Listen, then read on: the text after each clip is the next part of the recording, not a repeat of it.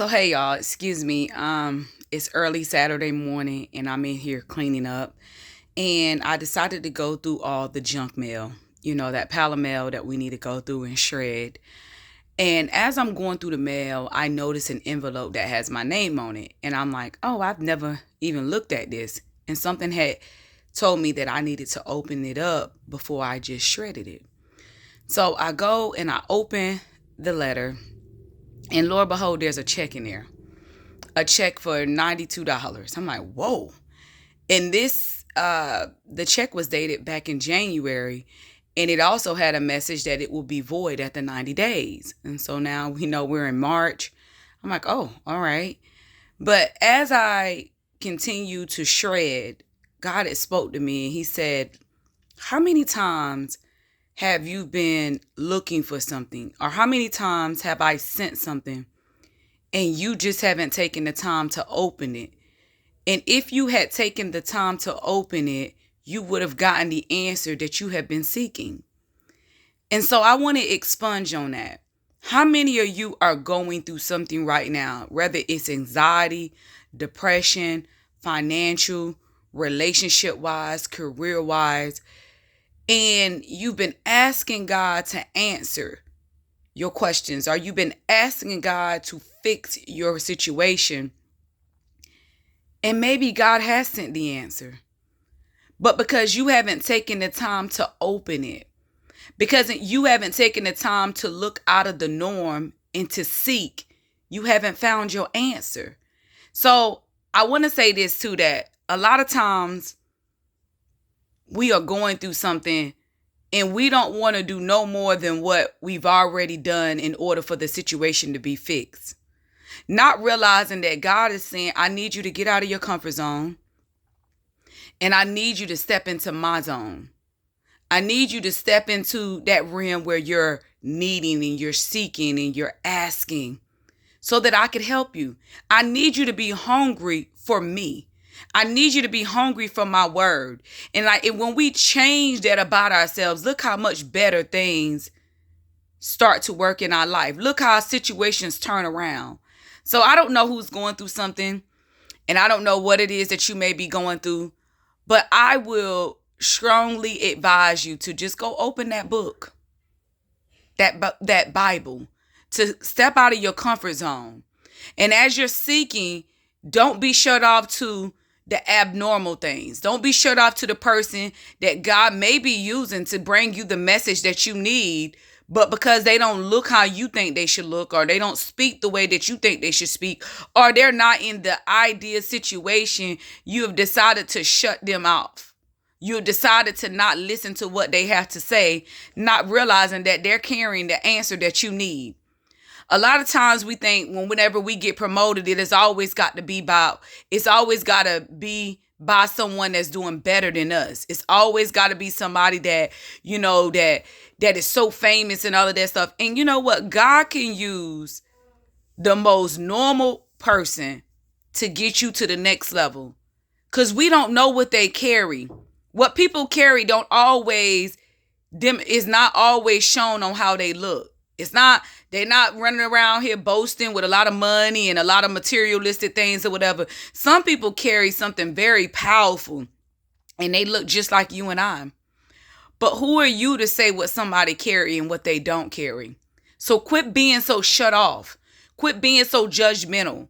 Quit being so at where you in a place where you're always asking, but you're never in a place to receive, nor are you ever willing to be the person to give, and understanding that what you may receive can't be from the person it is that you gave to, but our Father is going to bless you due to your obedience. I want you to think about when God says that when you was in your mother's womb, I knew who you were going to be. I knew what I wanted you to possess. I knew how many businesses you would own. I knew how many children you would have. I knew what you would do in this world. So if God knew that when you were still in the womb of your mothers, how does he not know what he can do with you now that you're out in the world? Trust him. Believe in him. Don't be like me, about to shred your blessing because you, guess what? You didn't even take the time to open it. Don't be like me, where for almost 30 years I ran around here and tried to do everything my way, not realizing that I wasn't in control of anything. And the only thing I needed to do was surrender, and how much better my life would be. And you know what? I've surrendered. I've given it all to him. Sometimes when I want to try to worry, I can't even worry. I have to end up relinquishing, because I realize that my worrying is not solving anything. I realize that my worrying is not changing anything. It's just taking me away from something else that I don't get an opportunity to redo, which is time. So I want to tell you that your best friend that you could ever have is God. God always shows up. He's always on time. And he always knows what's best for us. And if you've been asking and you've been talking to God, but it seems like none of your questions are being answered, none of your problems are being fixed, then maybe it's not God, maybe it's you. Pick up that Bible. Start reading. Another transparent moment. I'm not one of those people that I just like to just read by myself. I like to be in a learning environment. I like to, do it in groups. I like for us to read out loud and then have a conversation on what we just read. So I don't like to always read by myself. But I am big on reading scriptures.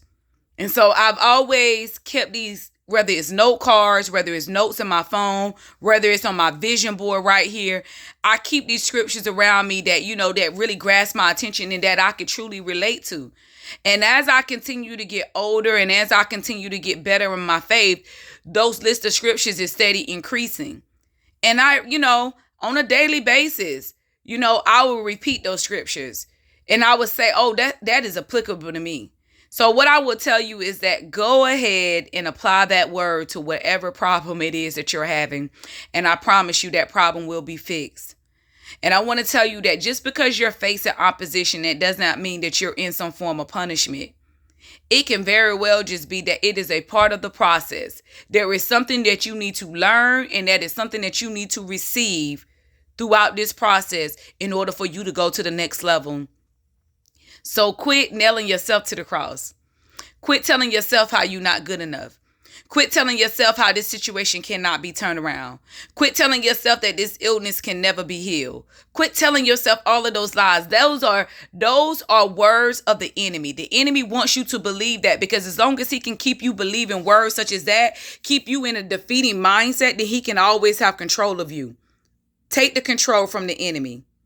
Take the control from the enemy and give it back to where it belongs, which is God himself. So I hope this message bless you. It was a little bit from any and everywhere, but me about to shred a $92 check. May not be much to somebody, but hey, it's some Starbucks for me. It's some lunch, something that I didn't have, and I'm forever grateful for it. Until next time, Inspired by Shell.